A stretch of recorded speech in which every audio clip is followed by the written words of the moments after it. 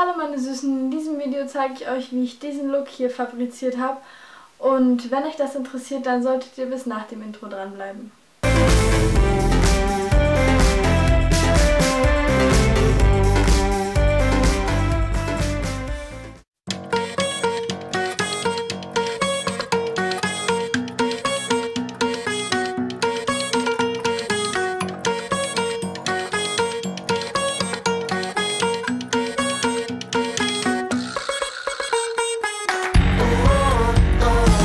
Feels like it's a new beginning. The world turns but my head is spinning. I can't wait for the next arrival.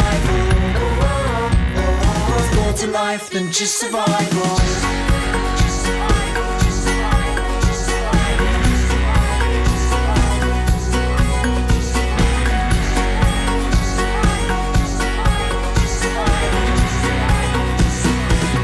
Life than just survival. It's so close I can almost taste it. A one life not about to waste it. Must be time for my arrival. There's more to life than just survival.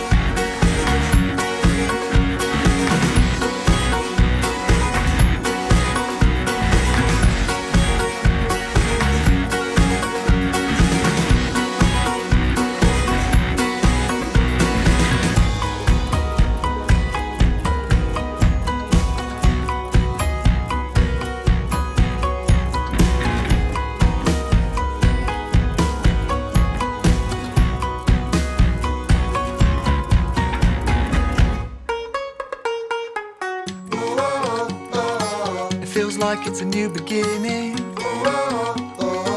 The world turns but my head is spinning. I can't wait for the next arrival.